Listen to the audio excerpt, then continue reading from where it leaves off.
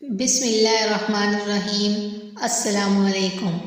دعا کا حکم اور فضیلت۔ نمبر 1، اللہ رب العزت فرماتے ہیں مجھ سے دعا مانگا کرو میں تمہاری دعا قبول کروں گا۔ بے شک جو لوگ اکڑ و تکبر کے سبب میری عبادت سے روگردانی کرتے ہیں وہ ضرور جہنم میں ذلیل و خوار ہو کر داخل ہوں گے۔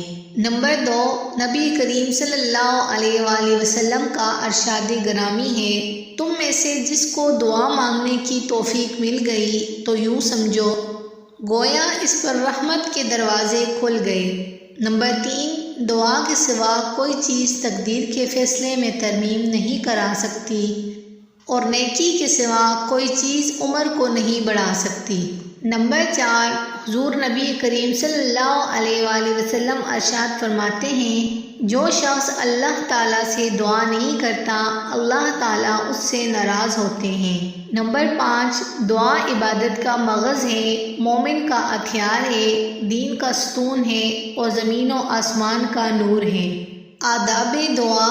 چونکہ دعا بھی بمنزلہ عبادت کے ہے بلکہ عبادت کا خلاصہ ہے اس لیے اس کے آداب میں بعض باتیں ایسی ہیں جو رکن کا درجہ رکھتی ہیں اور بعض شرائط کا اور بعض مستحب کے درجے میں ہیں تو بعض مکروہات و ممنوعات کے۔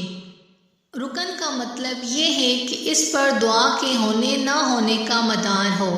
شرط کا مطلب یہ ہے کہ دعا میں وہ بات پائی جائے تو قبول ہوگی ورنہ نہیں۔ مستحب کا مطلب یہ ہے کہ وہ چیزیں جو دعا کو زیادہ مؤثر اور قابل قبول بناتی ہیں۔ مکروہ کا مطلب یہ ہے کہ ایسے امور جو دعا کے لیے نامناسب اور اللہ تعالیٰ کے شایان شان نہ ہوں۔ ان 4 باتوں کو مختلف احادیث میں بیان کیا گیا ہے۔ ہم اگلی ویڈیو میں علیحدہ مختصر طور پر ان کو بیان کریں گے انشاءاللہ۔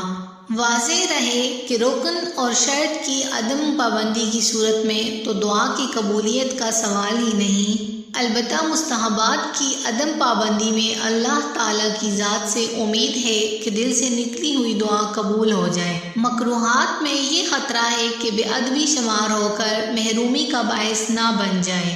فرینڈز، میری آپ سب سے گزارش ہے کہ ہمارے چینل اسلامک نورانی مسائل کو سبسکرائب کر لیجئے تاکہ مزید آنے والی اسلامک ویڈیوز آپ تک بر وقت پہنچ پائیں۔ شکریہ۔